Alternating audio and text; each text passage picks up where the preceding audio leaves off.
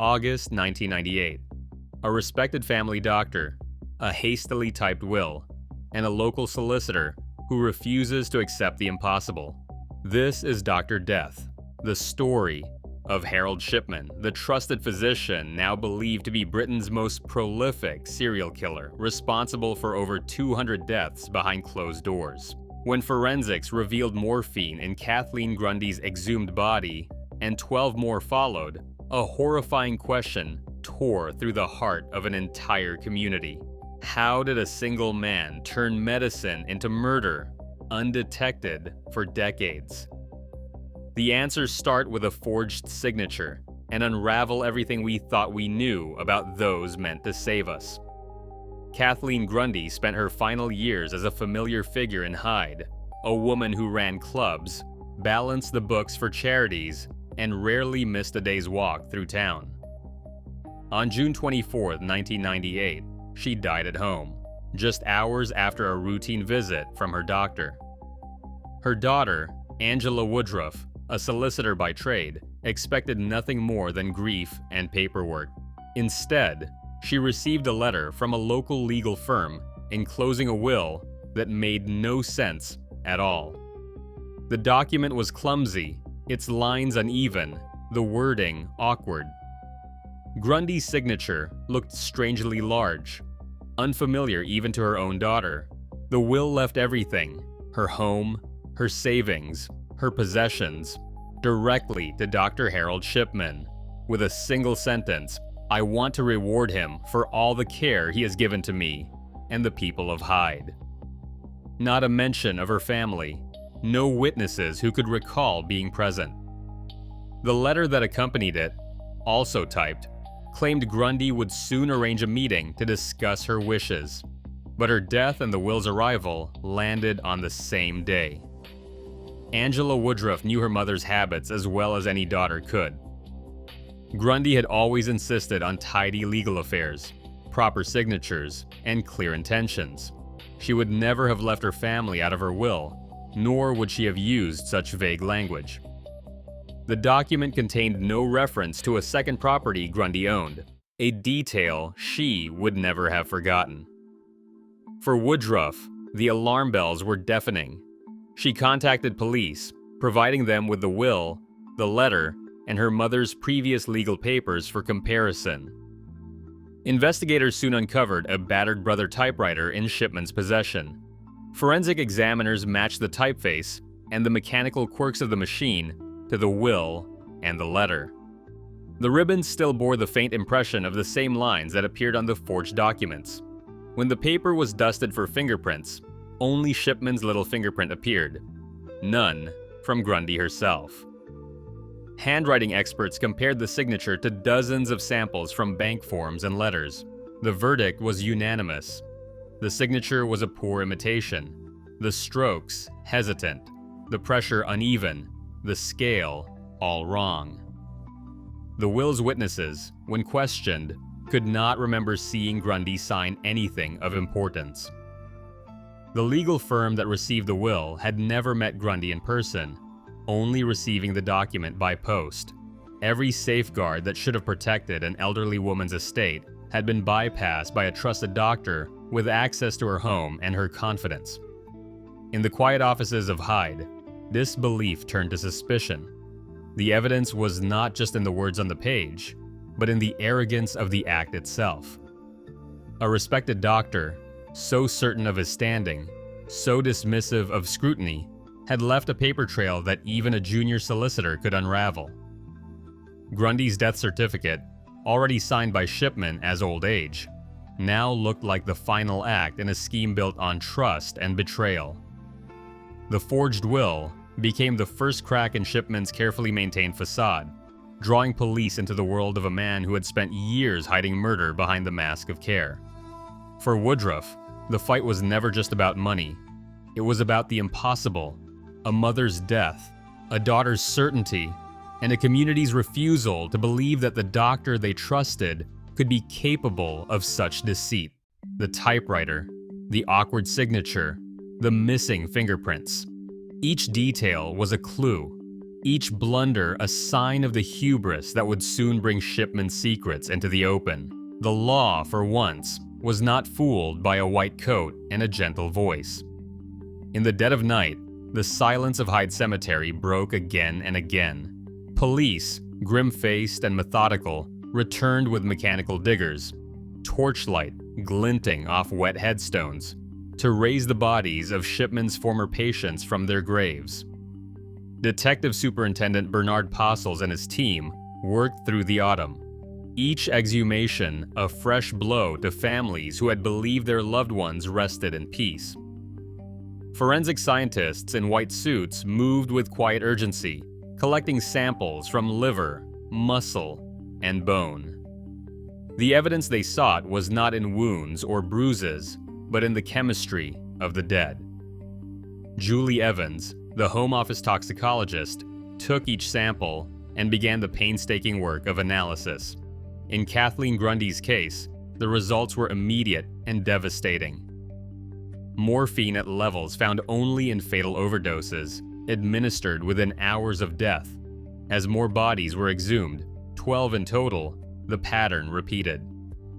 Each one, from women in their 70s to men in their 80s, showed the same unmistakable signature: massive concentrations of diamorphine, pharmaceutical heroin, far beyond any therapeutic dose. Some victims carried enough in their tissues to kill several adults. No history of cancer, no prescription for pain relief, no legitimate reason for the drug to be there at all. The process was clinical, but the impact was visceral. Postal's team tracked the chain of evidence from the graveside to the laboratory. They logged every vial, every tissue sample, every result. The numbers told a story more chilling than any rumor. Morphine in the liver, in the thigh, in the brain. In all, 9 of the exhumed bodies would form the core of the murder indictment. Each victim had died after a visit from Shipman. Each had been certified dead by the same hand. Each bore the chemical proof of a deliberate overdose. As the results mounted, so did the horror among detectives and scientists. The scale became undeniable. The pattern was precise, mechanical, and repeated. Postals and his team faced the reality that they were not investigating a single act, but a system, one that had operated for years, hidden behind routine paperwork and the trust placed in a family doctor. The evidence in the ground was more reliable than any story told by the living. Bodies do not lie. The morphine in their tissues was a signature, written in silence, that finally exposed the truth. Shipman had not just forged documents, he had forged death itself, over and over, with a doctor's calm authority. The question now was not whether Shipman had killed, but how many more lay beyond reach, lost to cremation and time. The investigators knew what they were dealing with.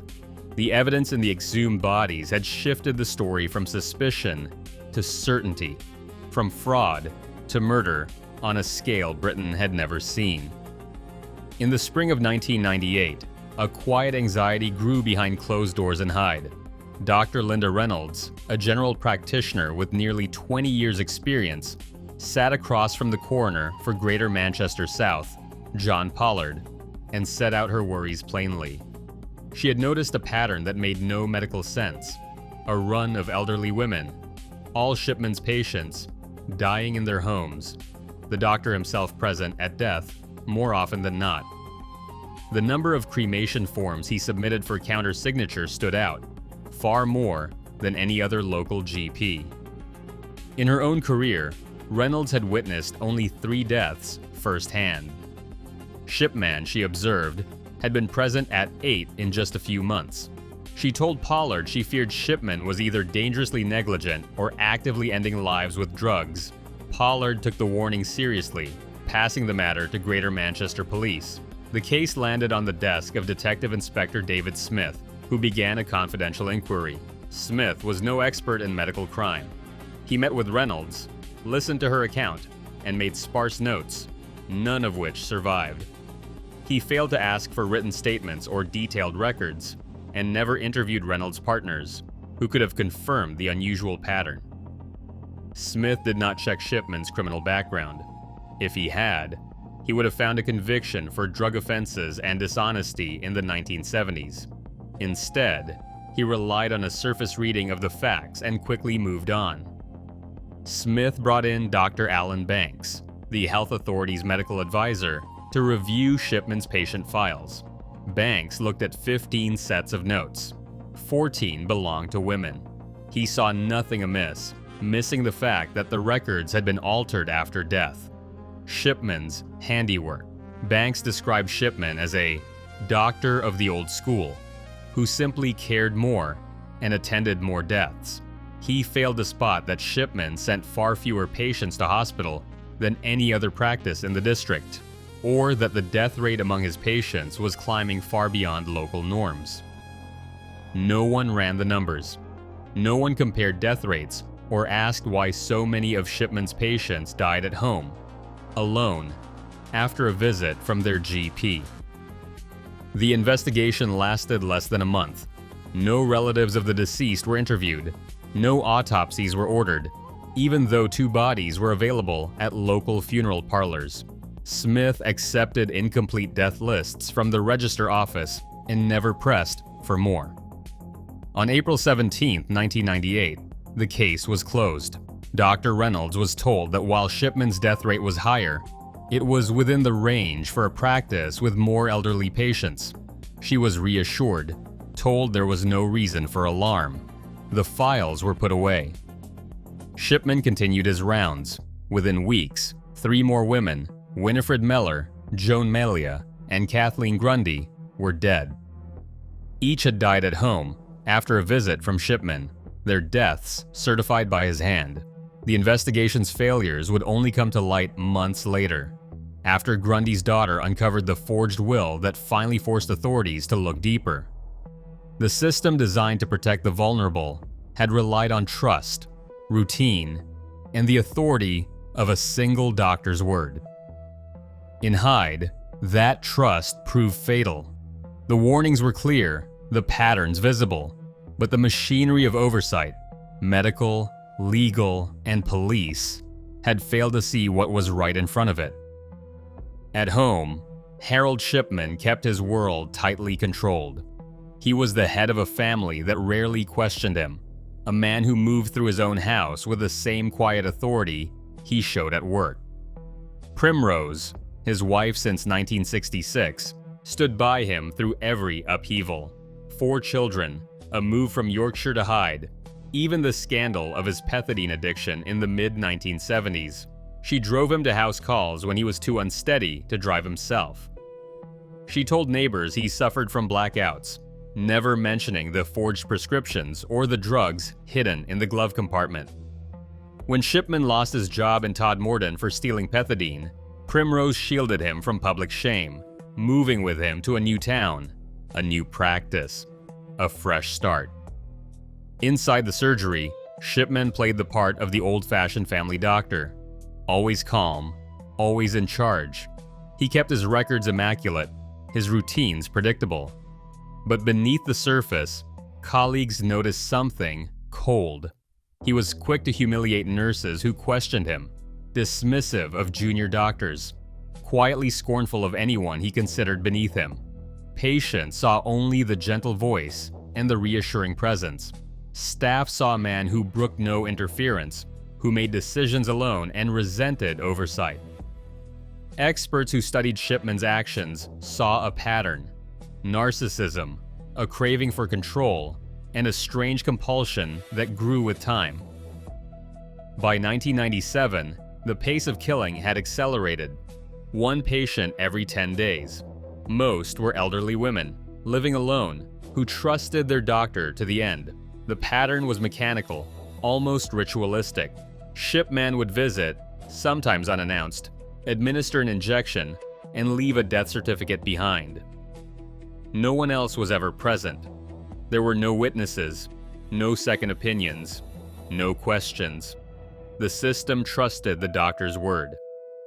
Psychiatrists later described Shipman as a man addicted to killing, a compulsion that replaced his earlier addiction to pethidine. The act of injecting, once turned on himself, was now directed at others. Some called it a repetition compulsion, a mind trapped in the moment of his mother's death, reliving it with each patient, seeking mastery over pain and mortality. Others pointed to his arrogance, his belief that he alone could decide when a life should end. Shipman himself never explained, never confessed, never gave anyone a glimpse behind the mask. Primrose remained at his side. She defended him to neighbors, challenged those who doubted him, and kept the household running while Shipman worked late into the night. Some wondered how much she knew. She never spoke to police, never answered reporters' questions, never gave evidence in court. Her loyalty was absolute, her silence unbroken. The children grew up in a house ruled by their father's moods. Sarah, the eldest, left home as soon as she could, telling staff at the surgery that she found her father selfish and overbearing. The younger boys sometimes arrived at the surgery in tears, waiting for a ride home. Shipman's double life depended on this tight circle of trust and obedience. In public, he was the model GP, the man who made house calls and attended funerals, who spoke kindly to widows and comforted the bereaved. At home, he was the unchallenged authority, a man who expected to be obeyed without question. In private, he was something else entirely, a man driven by a need to control life and death, to play God with the trust of his patients and the silence of those closest to him. In the small council house on the Bestwood estate, Nottingham, Vera Shipman's illness became the center of the family's world. By the spring of 1963, her days were measured out in pain and quiet endurance, the air in the living room thick with the smell of boiled cabbage and vapor rub. Harold, 17 and still in his school blazer, returned home each afternoon to find his mother in the same armchair, her frame thinner, her voice softer. He would make her a cup of tea, sit beside her, and listen as she asked about his studies, about the future she insisted was waiting for him. Vera's devotion to her son was absolute. She chose his clothes, corrected his speech, and reminded him he was destined for something better than the estate. In those final months, Harold became her nurse, her confidant, and her only audience. He watched as the visiting doctor prepared the syringe, saw the way morphine turned agony into calm, the way his mother's face slackened and her breathing eased. The effect was almost miraculous. Pain replaced by peace, despair by a strange floating relief. Each injection seemed to grant Vera a temporary reprieve, but the intervals grew shorter, the relief briefer.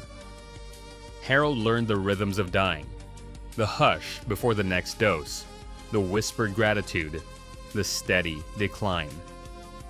On June 21, 1963, Vera died with her son at her side, the last moments blurring into the hush of morphine and the closing of her eyes. For Harold, the memory of that final breath, the powerlessness, the ritual of the needle, the transformation of suffering, became a shadow that followed him long after the funeral. In the empty house, with his mother's presence lingering in every room, the lesson was burned deep. That pain could be ended, that the doctor held the means, that death could be gentle and controlled if only one knew how.